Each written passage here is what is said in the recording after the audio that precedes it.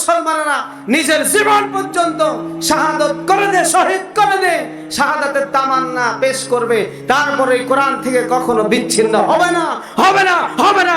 প্রাণ খুলে বলেন ঠিক কিনা? নাম্বার 2, এই কোরআনে আছে সকল বিষয়, আছে না নাই? এই কোরআনে আছে সব বিষয়।